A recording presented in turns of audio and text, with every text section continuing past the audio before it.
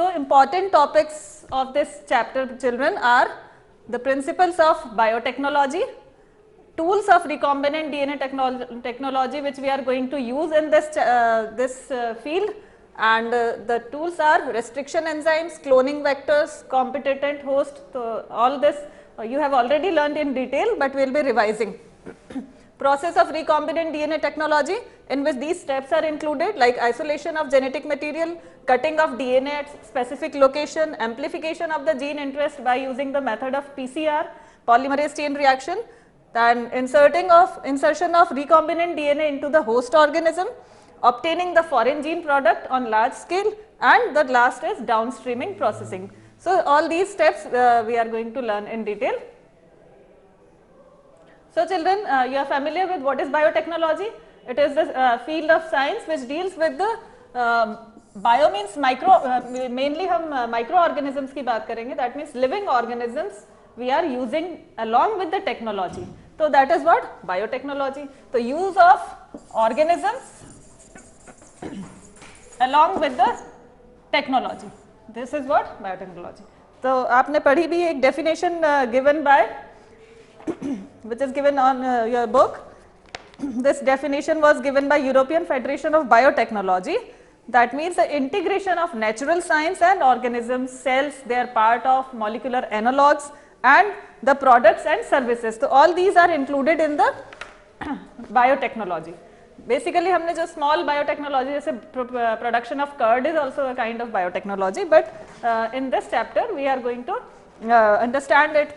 थोड़ा सा जो complex biotechnology है वो समझेंगे.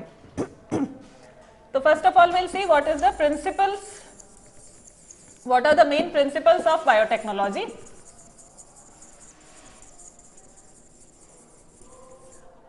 It includes दो steps हम यहाँ पे देखेंगे. One is genetic engineering,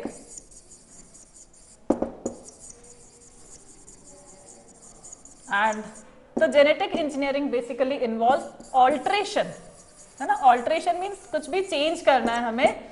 जो जेनेटिक मटेरियल है, जेनेटिक मटेरियल क्या हो सकता है, डीएनए या RNA.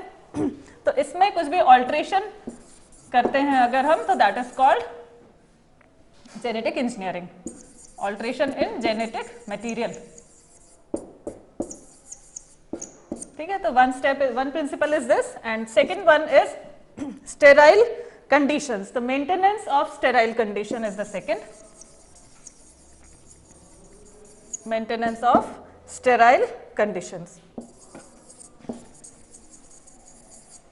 How we can maintain the sterile condition? तो there are certain bioreactors, आपने डिटेल वीडियो में देखा होगा. बायोरिएक्टर्स यूज करके हम स्टेराइल कंडीशंस में माइक्रोब्स को लार्ज स्केल में प्रोड्यूस कर सकते हैं. Now let us understand the tools of recombinant DNA technology.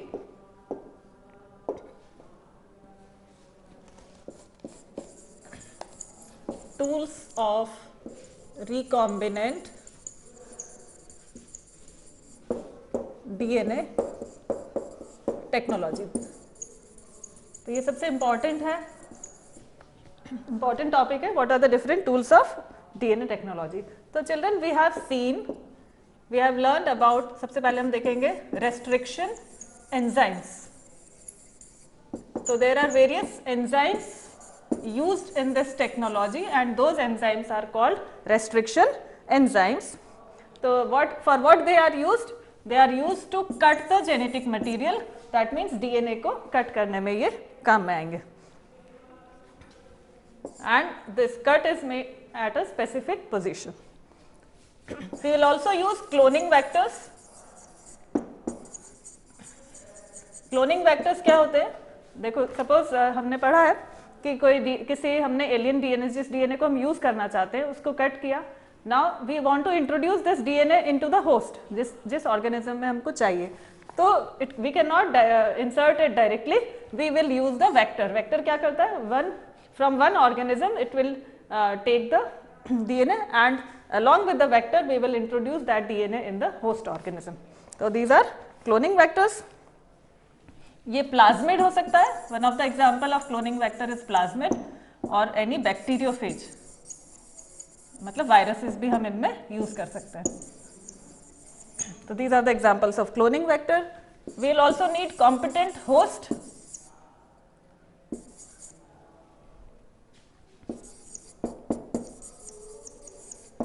Host को कॉम्पिटेंट बनाना मीन्स होस्ट को host is made in such way that it accept the foreign DNA. तो the host should be competent enough to take the alien DNA. And we will need bioreactors for the commercial production of these microbes. या जो भी हम product बनाएंगे DNA technology, recombinant DNA जो हमारा बनेगा. तो जैसे रिकॉम्बिनेंट डीएनए का क्या मतलब होता है बच्चों? Recombinant DNA means we have changed, we have altered the DNA of the host organism with the help of alien DNA. तो हमने जो चेंज करके बनाया है, जो मॉडिफाई करके जो न्यू डीएनए बनाया, that is called recombinant DNA. तो फर्स्ट ऑफ ऑल हम देखते हैं रेस्ट्रिक्शन एंजाइम्स के बारे में.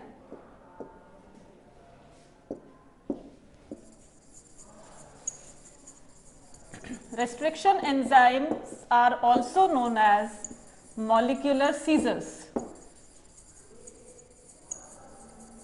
Molecular scissors. Because why they are called molecular scissors? Because they are used to cut the DNA at a specific site. ठीक है, तो they are also called as molecular scissor because these enzymes cut DNA at a specific site, है ना. तो this can also be asked. अब first restriction enzyme जो था वो HindII है.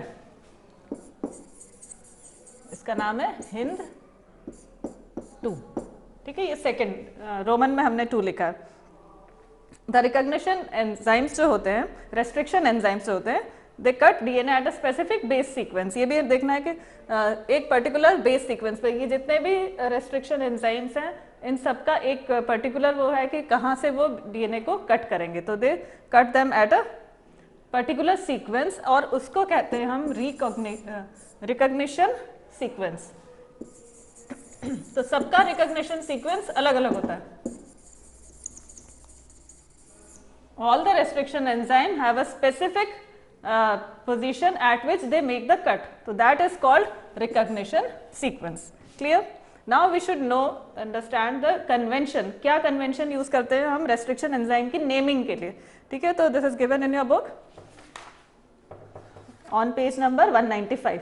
तो convention for naming these enzymes क्या क्या हो गए? First letter of the enzyme will come from the genus. जिस बैक्टीरिया से या जिस ऑर्गेनिज्म से हमने उसको एक्सट्रैक्ट किया है उसके जीनस का फर्स्ट लेटर आएगा. ठीक है, second letter will come from the species of the enzyme.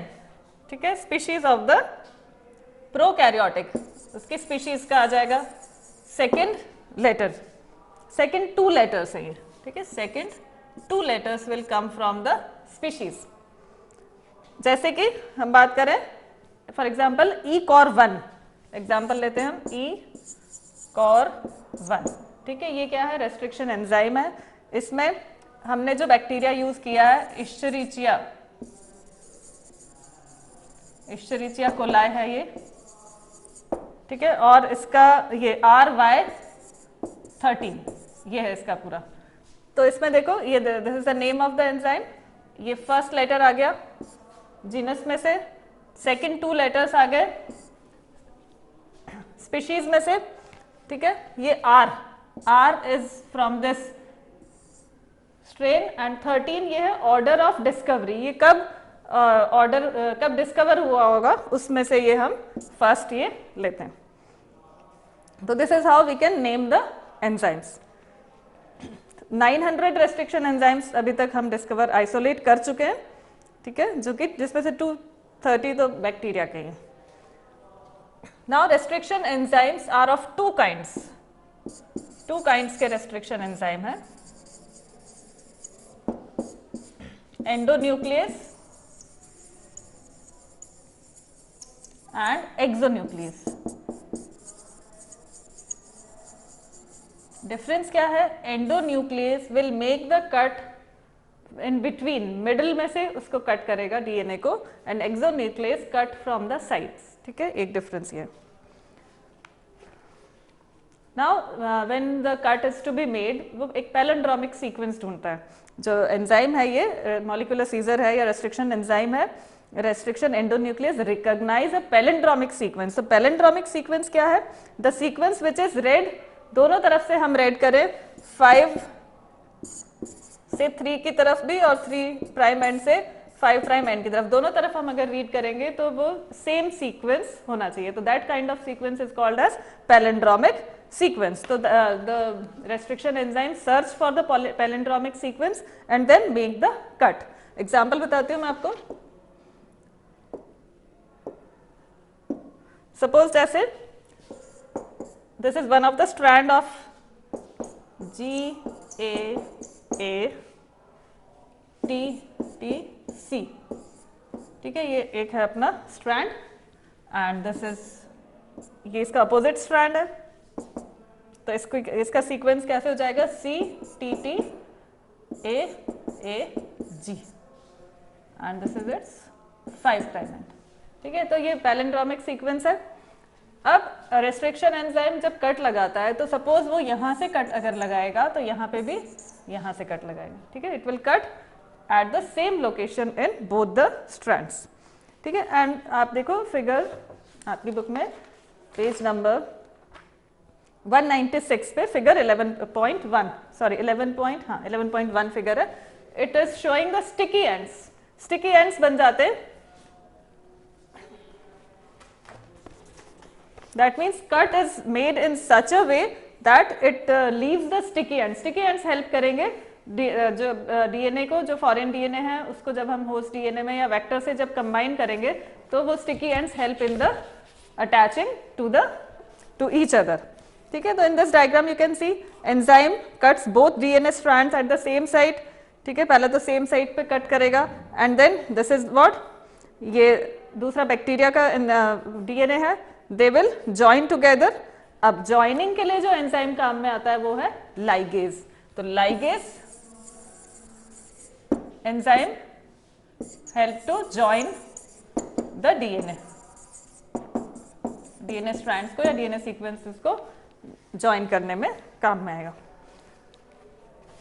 Now will understand about the cloning vectors.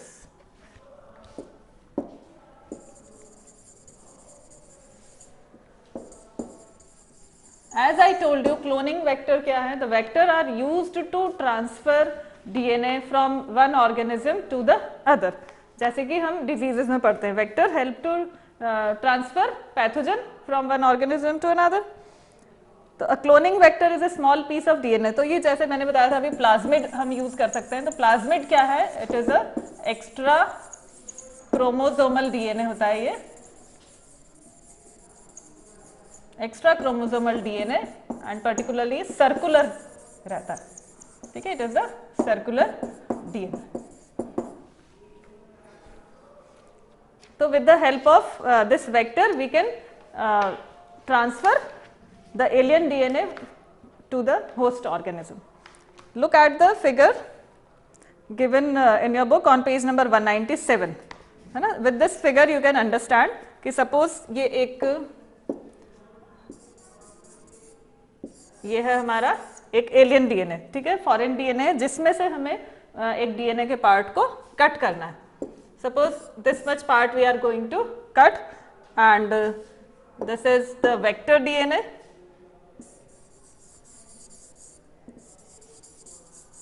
ये vector DNA. So the cut will be made in this also and the cut will be made in this vector DNA also. ठीक है, ये तो है हमारा foreign DNA and this is vector DNA. Now same जगह पे same sequence पे cut लगाएंगे. अब ये जो पार्ट है ये हमने ले लिया. ठीक है, this part of DNA we are going to use and इस डीएनए में हम इसको अटैच कर देंगे.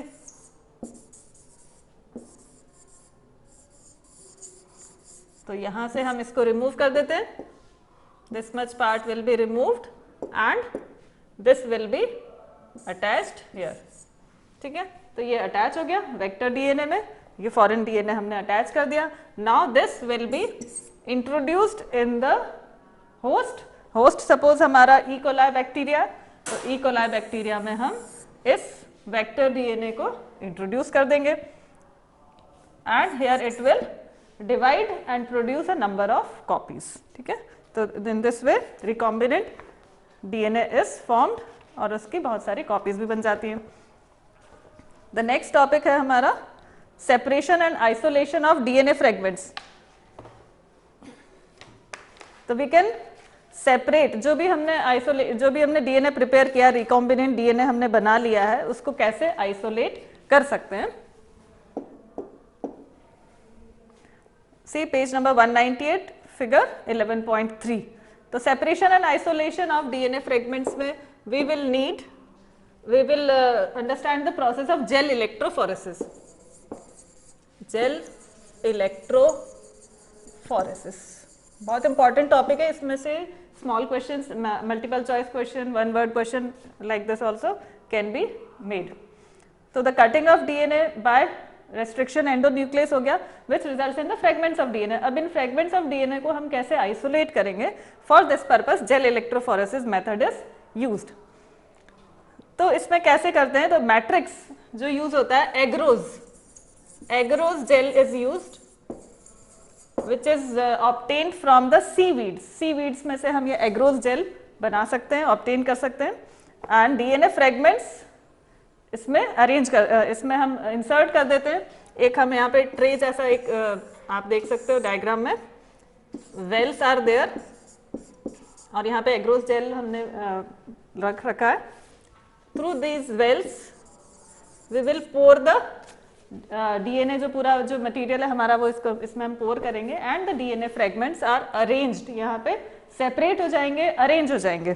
ठीक है, लार्जर पार्टिकल्स यहाँ रहेंगे and smaller particles will be arranged in this way.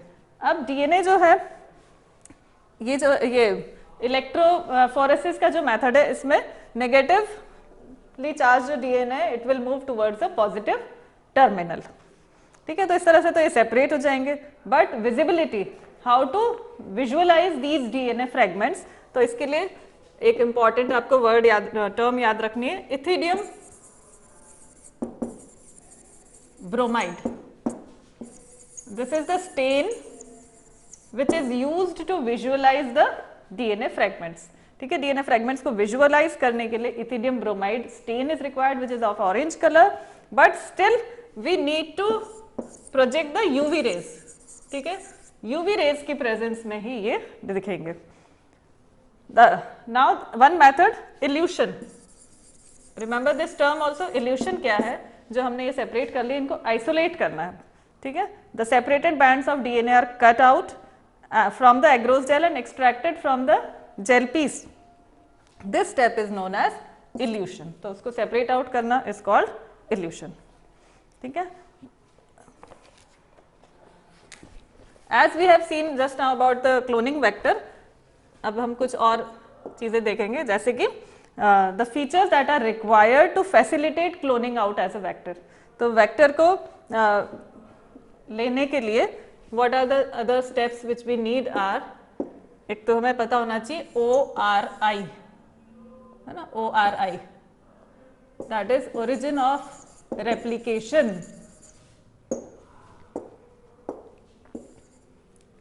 Origin of replication is the place,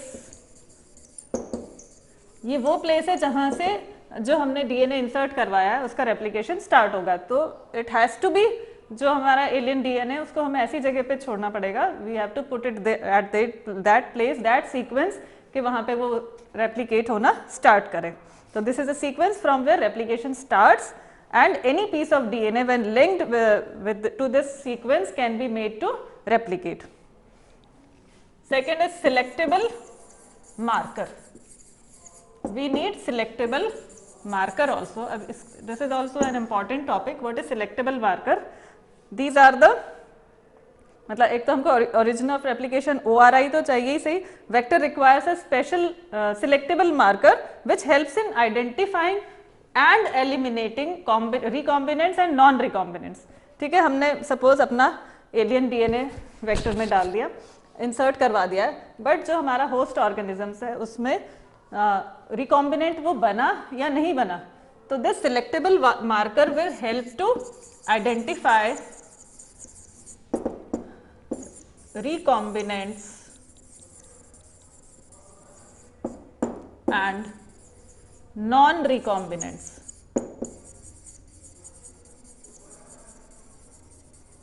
ठीक है, तो पहली बात तो ये कि selectable marker is used to separate या identify recombinants from non recombinants, because ज़रूरी नहीं है कि हमने जितने भी ऑर्गेनिजम्स हमने ऑब्टेन किए वो सारे रिकॉम्बिनेंट बन गए हों, दैट मीन्स उनमें alien piece of DNA successfully insert हो गया हो। ठीक है, तो this process is called transformation. Transformation means वो रिकॉम्बिनेंट बन चुका, तो it is a procedure through which a piece of DNA is introduced in a host bacterium. ठीक है, नाउ इसको हम समझने के लिए वी कैन यूज, मतलब ई कोलाई का एग्जाम्पल भी हम ले सकते हैं, and normal E coli sales do not carry resistance against any of these antibiotics. Third चीज है cloning sites.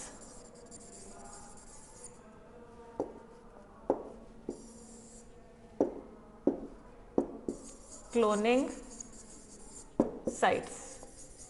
Cloning sites are the place where we will be inserting our DNA. वो जगह जहाँ पे हम अपना DNA insert करेंगे, तो the vector needs to have very few cloning sites होने चाहिए, recognition sites होने चाहिए, recognition sites, otherwise वो बहुत ज़्यादा confusing हो जाएगा। तो you can see this example figure 11.4, ये very important diagram it is बच्चों। It is what? E. coli cloning vector, जिसका नाम है PBR322। तो it is E coli cloning vector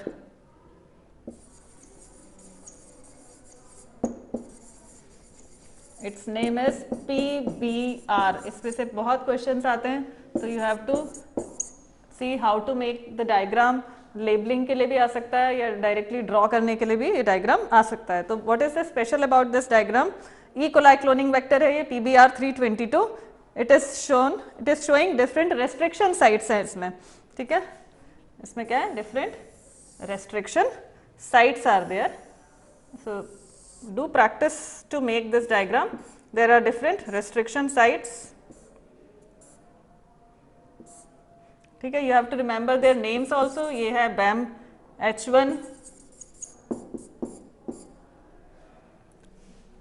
SAL1,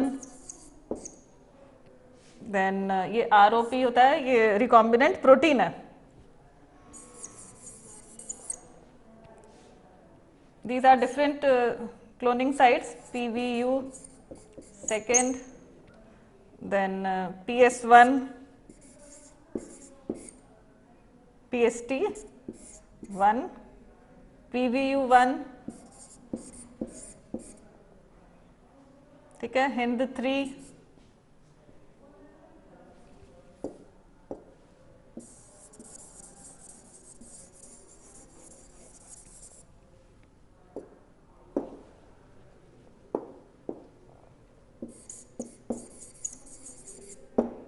so there are too many restriction sites in this. CLAVAN, ECOR1, etc. तो now to understand it properly मैं आपको समझाती हूँ। ये डिफरेंट वेरियस इसमें रेस्ट्रिक्शन साइट्स है एंड एंटीबायोटिक रेजिस्टेंस जीन्स भी present है। तो ORI है, एंटीबायोटिक रेजिस्टेंस जीन्स है for ampicillin and tetracycline. ROP that is recombinant protein है which codes for the proteins involved in the replication of plasmid. तो अब देखिए क्लोनिंग साइट्स कैसे हेल्प करेंगी। एंटीबायोटिक रेजिस्टेंस जीन्स प्रेजेंट है इसमें। ठीक है, सपोज ये एंटीबायोटिक रेजिस्टेंस जीन है और हम इस पर्टिकुलर पार्ट को हटाकर हम अपना एलियन पीस ऑफ डीएनए अगर इसमें लगा देते हैं। ठीक है, if you put the alien piece of DNA, तो suppose this is the site for, ये टेट्रासाइक्लिन रेजिस्टेंस जीन था। ठीक है, इस PBR320 का, ये 322 का ये क्या था? एंटीबायोटिक रेजिस्टेंस जीन था फॉर टेट्रासाइक्लिन। ऐसे ही यहाँ पे एम्पिसिलिन के लिए है ये। ठीक है, एम्पिसिलिन के लिए ये रेजिस्टेंस जीन है।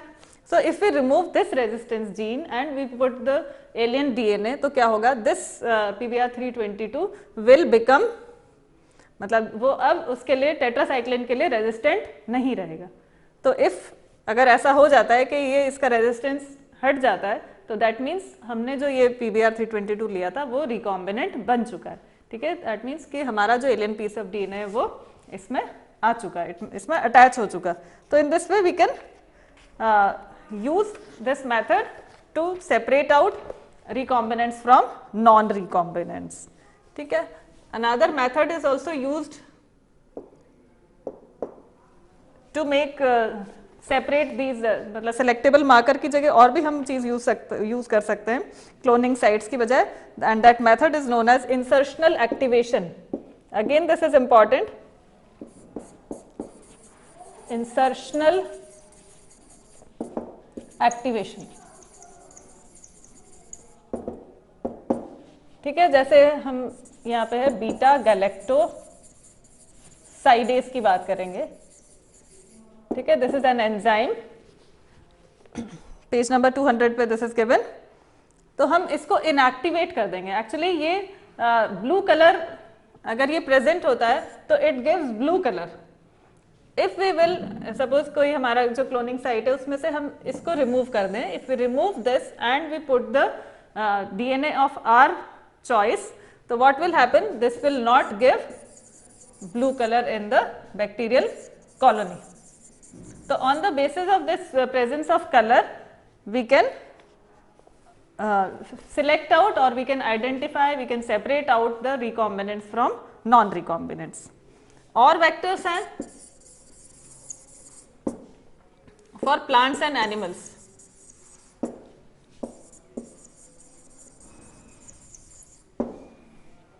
For example, कुछ ये Agrobacterium tumefaciens है.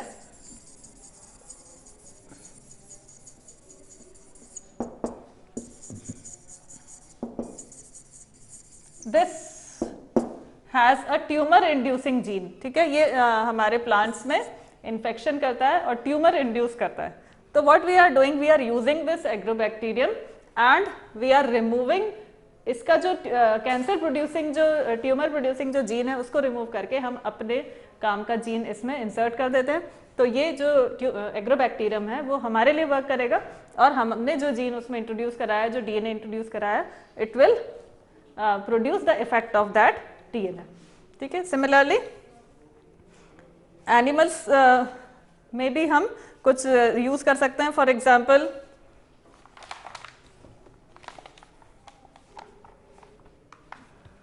ये तो हमने पढ़ा एग्रोबैक्टीरियम का एग्जाम्पल. दूसरा एनिमल्स में भी रेट्रोवायरस यूज कर सकते हैं. ठीक है, retrovirus which also has the ability to produce cancer. इसकी भी हम डीएनए को रिमूव करके which is responsible for the cancer, we can introduce our interest of gene and we can use them. इनको हम disarmed कर देते हैं. We are disarming them. जो इनकी जो पावर है उसको हम रिड्यूस करके, उसको रिमूव करके हम अपने काम के जीन को, अपने काम के डीएनए को इसमें इंट्रोड्यूस कराकर हमारा काम करवाएंगे. ठीक है, तो in this way they can be used as a vector. Now we'll see how can we make the host competent. Competent को मतलब host को competent कैसे बना सकते हैं?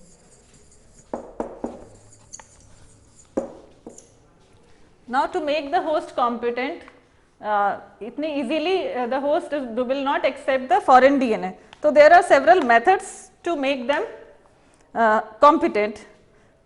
तो सबसे पहले what we can do, we will take the host organism and उसके जो cells हैं उनको हम divalent cation, we'll use divalent cation जैसे कि कैल्शियम है. ठीक है, इसको यूज करते हैं.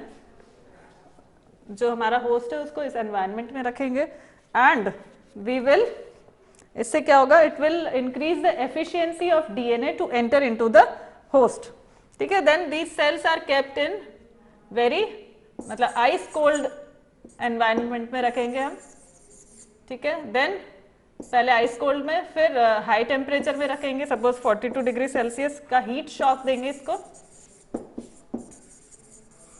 ठीक है, तो रिपीटेडली हम 2-3 टाइम्स ऐसा करेंगे तो what will happen, this host will become competent and it will easily accept the foreign DNA. Another method is micro injection, which is used in animal cell. For animal cell हम क्या करते हैं, animal cell के nucleus में, ठीक है, we will inject the DNA directly into the nucleus of the animal cell. ठीक है, ऐसे प्लांट सेल के लिए हम यूज करते हैं बायोलिस्टिक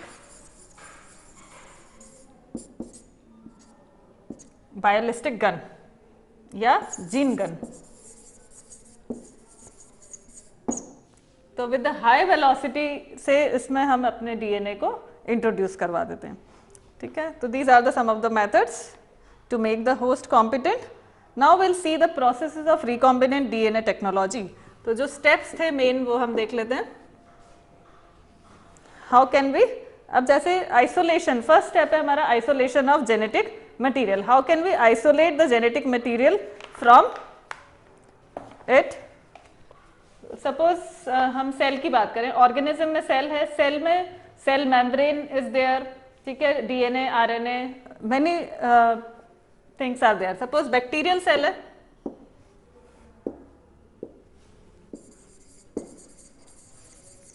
बैक्टीरियल सेल की जो सेल वॉल है, ठीक है, it is made up of lysozyme. तो लाइसोजाइम को रिमूव करने के लिए वी विल नीड, मतलब बैक्टीरियल की सेल वॉल, बैक्टीरिया की सेल वॉल को रिमूव करने के लिए it is we are using lysozyme. ठीक है, similarly plant cell, cell wall बनी होती है सेलुलोज से, तो इसके लिए हम यूज करेंगे cellulase to digest the cell wall. Any fungus है अगर, फंगी या fungal cell, it is made up of, fungal cell wall is made up of chitin, तो will use chitinase to dissolve the wall. ठीक है, तो similarly RNA है तो RNase, protein है तो protease, we will use such kinds of enzymes to dissolve the other materials from the cell, and then we will separate the DNA. How? We will put the ethanol, बिल्कुल chilled ethanol हम डालते हैं उसमें, and we can separate out the DNA of the host. ठीक है, तो this is the isolation of the genetic material. Now second step है cutting of DNA at specific location. तो हमने जेल इलेक्ट्रोफोरेसिस मेथड देखा अभी. with the help of it we can separate out the DNA fragments. Amplification की बात करें, we need a large number of DNA, तो इसके लिए हमें क्या करना पड़ेगा, एम्प्लीफिकेशन. तो एम्प्लीफिकेशन ऑफ जीन के लिए we use PCR, that is polymerase chain reaction, which involves 3 steps. इसमें 3 स्टेप्स हैं. It is the figure is given on page number 202, 11.6 figure, जिसके स्टेप्स मैं भी आपको समझा देती हूँ. डीनेचुरेशन, डीनेचुरेशन करके we can separate out the DNA strands को हम सेपरेट आउट कर सकते हैं. ठीक है, सेकंड स्टेप है annealing, that means attachment of RNA primer, RNA या प्राइमर को हम इसमें अटैच कर देंगे, which will help in the formation of another strand of DNA. और थर्ड होता है हमारा extension. So you should go through all these steps. So this is what PCR technique, polymerase chain reaction. Question भी मैंने लिखवाया था आपको. अच्छा, हाई टेम्परेचर पे हम इसको हीट करते हैं फॉर डीनेचुरेशन. तो what is we require such kind of enzyme which can work at high temperature also. तो page number 203 पे you can see one example is given. One bacteria is there, Thermus aquaticus.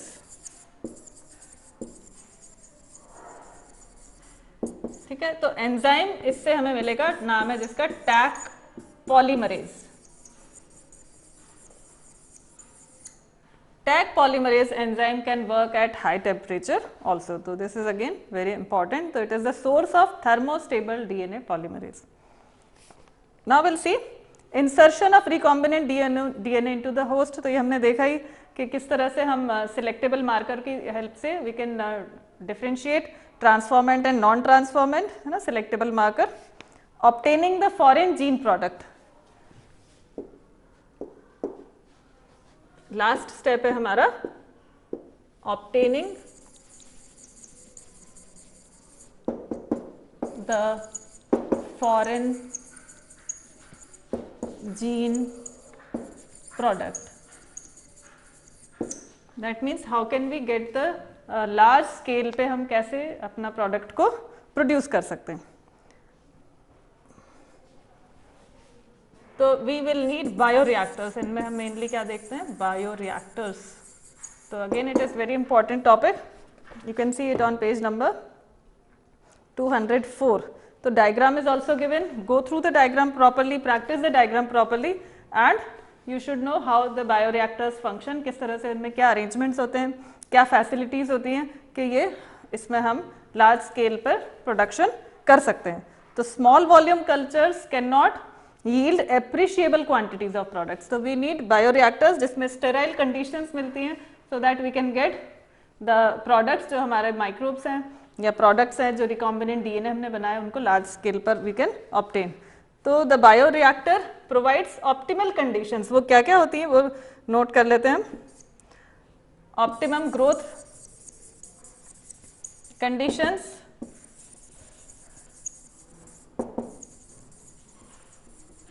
हैं like temperature, pH, substrate, all these things will be present in that. Salts, vitamins and oxygen. तो ये सारी conditions इसमें रहेंगी. And two types of bioreactors are given, simple stirred bioreactor and sparged stirred tank bioreactor. So you should practice the diagram for both. Or the description is given about simple stirred tank reactor. So what are the conditions in this? It has an agitator system. इस diagram में आप देख सकते हो agitator system है, an oxygen delivery system is there and a foam control system is there. Similarly a temperature control system and sampling ports so that small volumes, जैसे जैसे हम उसको चेक करते जाएंगे कि हमारा जो प्रोडक्ट है वो रेडी हो गया है या नहीं हो गया. The last process is downstream processing. So children, before any product, any biotechnological product is launched in the market, it is tested properly. उसकी safety, उसकी purity, everything is tested and then only it is launched in the market. Suppose it may be a vaccine or it may be any drug or medicine, so it is properly purified and tested, then only it is provided in the market. So this is what downstream processing. So children, this was all about chapter 11, biotechnology principles and processes. I hope we have revised it properly. Go through the this video also and watch the detailed video also. Take care. Thank you.